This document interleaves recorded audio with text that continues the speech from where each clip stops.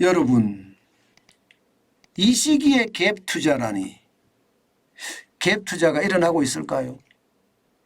여러분, 진짜 놀라운 일인데요.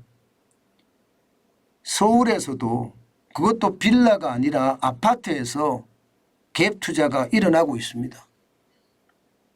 매일경제가 취재한 내용을 보면요. 이거 놀라운 일이에요. 서울 송파, 제가 있는 곳입니다. 예, 헬리오시티 갭 투자 비율입니다. 52.8%나 됩니다. 52.8%. 와, 예상했던 것보다 어마어마하죠. 예상했던 것보다 어마어마합니다. 실제 말입니다. 1분기 헬리오시티 갭 투자 비중은요. 전체 매매 거래가 108건이었습니다. 그중에 57건.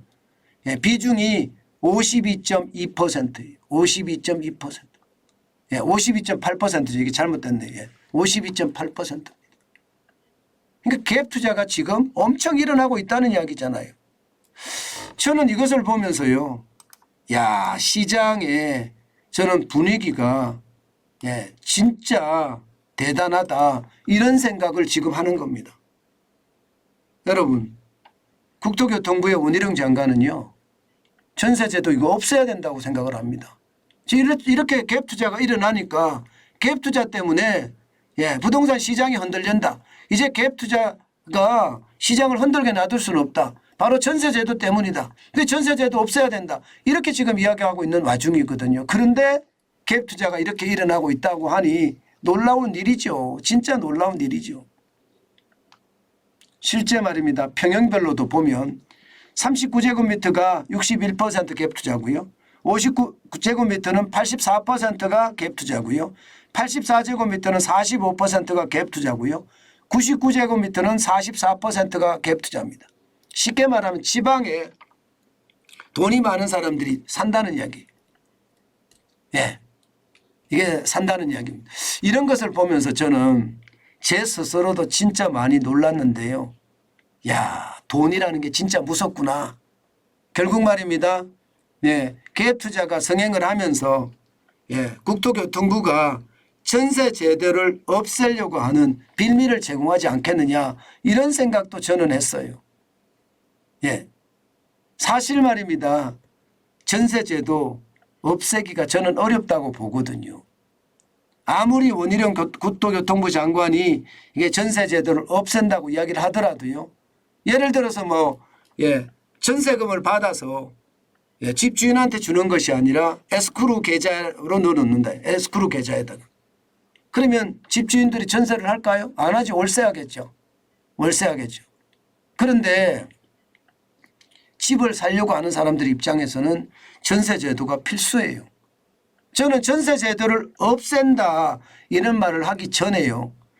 이 갭 투자라 혹은 전세 사기가 일어나지 않게끔 정부가 시스템을 보완하는 게 먼저지 계속 말입니다. 전세제도 없앤다는 엄포를 하는 것은 저는 굉장히 나쁘다 이렇게 생각합니다. 쉽지 않습니다, 여러분. 지금 보세요. 전세 보증금이 2022년 기준으로 1,058조 3천억 원입니다. 작년에 말입니다.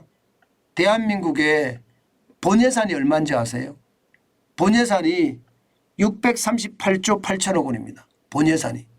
그러면 올해 예산이 되는 거죠. 작년에 이제 찍었으니까 올해 예산. 작년에는 558조였고요. 이렇게 말입니다. 본예산보다 거의 2배에 가까운데 이것을 말입니다. 전세 제도를 갑자기 없애고 에스크로 제도를 한다 그러면 시장에는요. 대혼란이 아니라 진짜 죄송한데요. 미친 혼란이 올 겁니다. 물론 원희룡 국토교통부 장관 이걸 모를 리가 없을 거라고 생각하고 지금 현재까지는 용역을 주서 어떻게 하겠다고 이야기하는데 저는 쉽지 않게 생각합니다. 쉽지 않게 생각해요.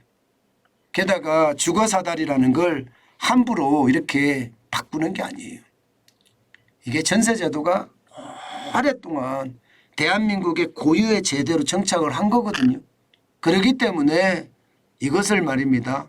쉽게 바꿔내기는 저는 어렵다고 보고요. 지금 갭 투자가 성행하는 것은 결국 말입니다. 많은 사람들이 투자해서 돈이 된다. 이렇게 생각을 하니까 투자하는 것 아니겠습니까?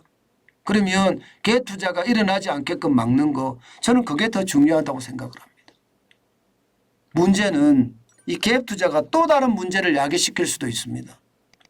무슨 얘기냐? 여러분 보시는 것처럼 갭투자가 거래량을 늘릴 수도 있습니다. 지금 서울 아파트 거래량 4월에 3천 건이 넘어섰습니다. 거래량이. 물론 5월은 예상보다 낮습니다. 631건이에요. 예상보다 좀 낮아요.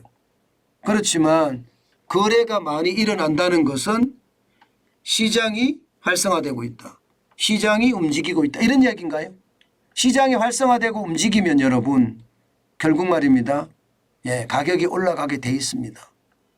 예. 초급매가 나가고요. 급급매가 나가고 급매까지도 나갔습니다. 예, 이제는 현매가 나갈 차례인데 현매는 잘 안 나가요. 왜냐하면 많이 올라가 있기 때문에. 간혹가다 거래가 일어나긴 하지만 그걸 가지고 대세다 이렇게 이야기하기는 좀 어렵거든요. 대세가 되려면 적어도 말입니다. 거래량이 역대 평균치는 올라가야 됩니다. 6,040건 말입니다. 이 정도는 올라가야지 이게 본격적으로 반등을 한다 이렇게 이야기할 수 있는 거거든요. 분명한 것은 갭 투자가 집값을 자극하는 것은 분명하나 예, 지금까지는 뭐 그 정도는 아니다. 예, 여러분 시장 부동산 시장은 계속 움직이고 있는 거 여러분들도 보이시죠? 예, 중요한 것은요. 무리한 정책이 시장에 어떤 실패를 낳는다. 저는 이야기를 다시 한번 하고 싶습니다. 갭 투자가 이렇게 일어나는 건 사실이에요. 이것을 막을 수 있는 대책을 만들어내는 게 저는 더 중요하다고 생각합니다. 전세 소멸을 시킨다는 그런 정책 말고요. 저는 전세 소멸 정책이 오히려 더 큰 파장을 불러올 수도 있겠다. 그런 생각은 저는 하거든요. 예, 그만큼 말입니다. 전세 소멸 정책을 쓸 것이 아니라 예, 시장에 위협이 얼마나 생기는지를 다시 한번 바라보는 것. 그러면서 갭 투자를 막고 전세 사기를 막을 수 있는 플랫폼을 만드는 것. 저는 그게 더 중요하다고 생각합니다. 전세 사기 막는 거는 굉장히 편합니다. 지금도 말입니다. 전세가 얼마에 계약이 돼 있다 돼 있는데 이 정보의 비대칭이 문제거든요. 전세를 내는 사람들의 정보가 정확하게 올라와 있으면 전세를 들어가려고 하는 사람도 문제가 없습니다. 예, 전세를 들어가는 사람들이 예, 집주인의 어떤 정보가 정확하지 않으니까 이게 전세 사기나 혹은 갭 투자로 이어지는 거거든요. 그래서 이거를 막아주는 게 더 중요하다. 저는 그렇게 다시 한번 생각해 봅니다. 그렇지만 집값이 저는 많이 올라갈 거라 생각 안 합니다. 지금 올라간다고 아우성이고 집값이 본격적으로 반등의 계기를 맞았다 이렇게 이야기를 하는데 아직까지 저는 그렇지 않다고 보고요. 우리 경제가 좋아지면 모르겠으나 아직까지 우리 경제가 좋아진다 이렇게 단정 짓기가 굉장히 어렵습니다. 예. 물론 지금 바닥을 뭐 다지든지 아니면 더 바닥을 내려가든지 바닥에 근접해 있는 건 사실이에요. 그런데 더 내려갈 수 있다는 거는 분명히 보이거든요. 그런 생각도 한 번쯤 하는 게 예, 우리가 부동산을 살 것인가 말 것인가 대응하는 것도 예, 어떤 기준이 되지 않을까. 저는 그렇게 생각합니다.